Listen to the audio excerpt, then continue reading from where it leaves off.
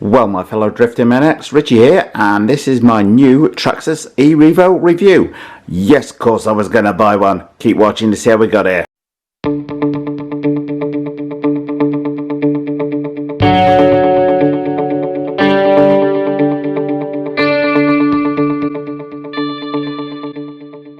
Well, welcome to my new Traxxas ERevo unboxing, my fellow Driftomaniacs.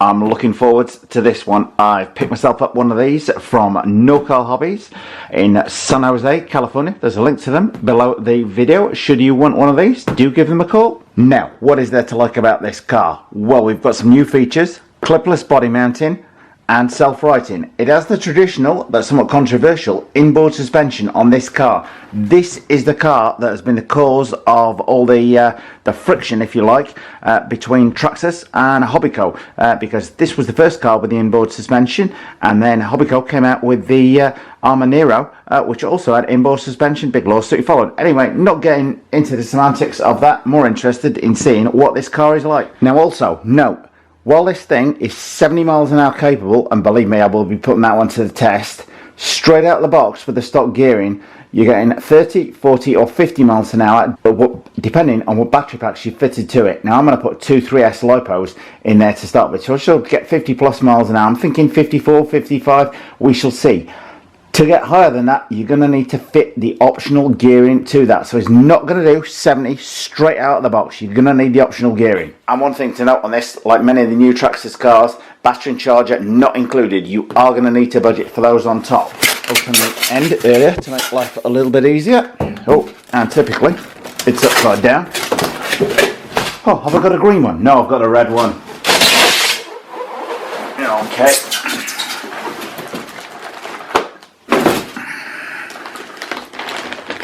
Okay, we got our Traxxas ERevo, our quick start guide and instruction manual on there. We got our wheel key, little spanner on there, a couple of little other bits which we're going to need to mind the manual for, Allen key on there, and a few nice stickers. Anyway, I'll read through that in just a second. Okay, spinning the box round to the other end just to check what we've got in there. Transmitter wise, we have got our Traxxas TQI 2.4 GHz radio, so nothing's going to interfere with that. Okay, on the transmitter, throttle, brake, steering, you've got your set button on the top there, adjustable steering trim, your multifunction button which controls the amount of interaction that the TSM kicks in. It is wireless link enabled for use with the app. You will need to buy the Bluetooth wireless module if you want to get it to run with the app, which I do highly recommend. Actually, do quite like the ability to, you can adjust a lot of the functionality of the car by using the Bluetooth app on your phone. Anyway, let's get the film off that baby. The body is well packed. In order to undo it and remove the plastic film, I'm going to need to release that quick release system in order to pull that plastic off the body. Okay, well there it is, the new Traxxas ERevo in all its glory in the orange and blue colour scheme. What do we think of that? It is everything I hoped it would be. I can't wait to get this baby outside to test it, but first of all, I'm going to take the camera off the tripod, have a quick scan around the car in more detail. Okay, now the first thing I should say is, while I've got it available in the orange scheme, you also see on the box there the green and white scheme, which I took a quick sneak peek at the other day. Okay, starting at a business end. Now, if anybody's wondering why I'm not doing this in my normal workroom, I'll explain that in just a minute. I'm loving that rear wing.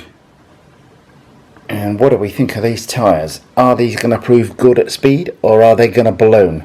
From what I'm hearing so far, they're not too bad in terms of ballooning up too big. We shall see.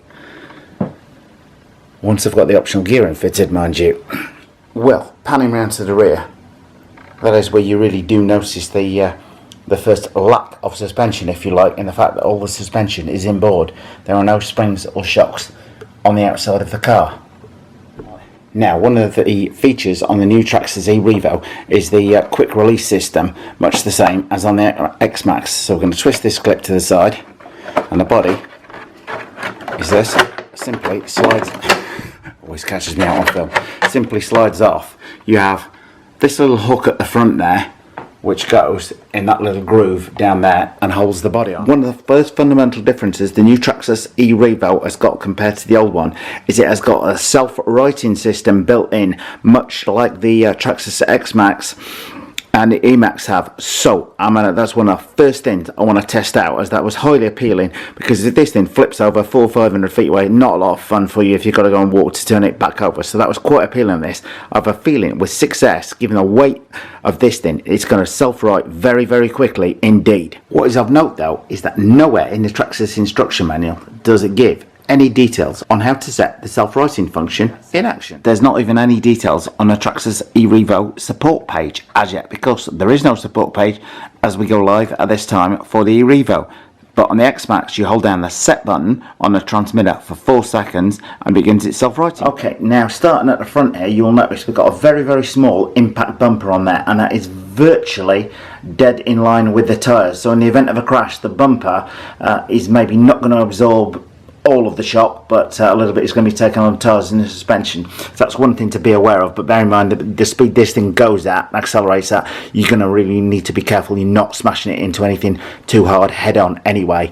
Undoubtedly that bumper will take a lot of abuse, but it is nearly level with the tyres.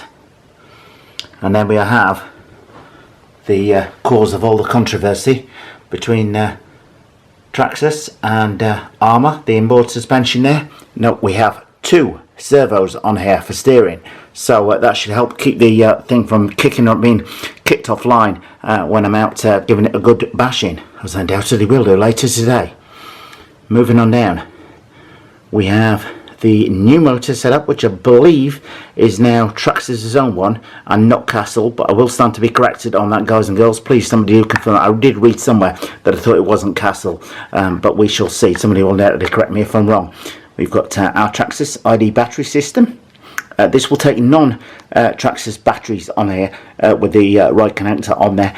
Just makes life a lot easier for charging them if you've got the Traxxas ID system. Saying that, I use adapters for my Onyx batteries, which are 50C rated. The Traxxas battery is only 25C rating on them. I use the Onyx 5400 milliamp 50C rated packs on that for a little bit of extra punch, well, quite a bit of extra punch in most cars. We have our waterproof ESC, by the way I should say, the servos and the ESC and the receiver, everything on the car is waterproof.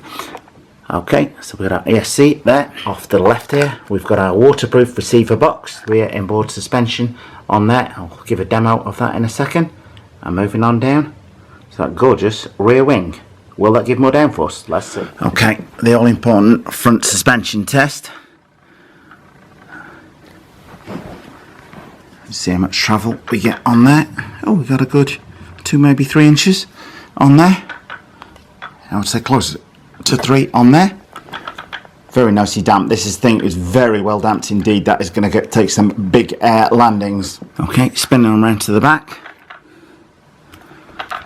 Very well damped to the back again. This thing is going to put up with some serious air time. Okay, when it comes to the batteries, if you're wondering where they are, the 2 of them store in these compartments, one on either side of the car. Very nice and secure. When these are in there, they ain't going to be going anywhere. You're going to put up with some serious bashing abuse. No danger of the batteries flying out, anything like that. Anyway, panning around to the side here, just wanted to show you the very neat action of that rear inboard suspension. You can see the cams there when you're pushing down on the car or when it lands. The springs and the shocks are inboard on the car, and the same. So what are the main differences between the new Traxxas ERevo and the old one? Well, on this you've got much beefier suspension arms according to the packaging on it. Steel drive shafts. I was unaware the previous one didn't have steel drive shafts. Can't believe that in many ways, given the fact the old one could take 6S. This will take 6S power, by the way. Something to consider when buying one is not just the purchase price of this. You're going to need 2 fairly serious 3S batteries to run and get the most out of this baby on there, which is going to add up on top of the price of the car. So if you've not got batteries already, that's something you're going to need to consider when looking at the new Traxxas ERevo. In the differentials hidden away under here, front and rear, They claim they've got twice the amount of steel for brutal bashing action in there. That's obviously hidden away out of harm's way. Away in here. We've got X-Max style Mod 1 gearing in here. We've also got a fixed gear mesh in here, so I guess you've not got anything to worry about in terms of stuff moving around there now, which is great to hear. So that was maybe a problem on previous cars. Not quite sure. You've got one of the older e-revos. Please do explain the problems and maybe the differences better than in the axles here. We've got larger bearings and 8mm axles for added strength on there, so I'm guessing maybe that was another weaker point on the older version. Just scanning down the underside of the chassis as well. Looks very, very nice. I'm liking the look of that. Everything looks very beefy, yet at the same time quite lightweight. There's no extra heavy weight built into the thing, which is undoubtedly going to help in terms of acceleration. We got our little cages around the twin servos on there, but overall very, very impressive. Well, I hope you like my new Traxxas ERevo review.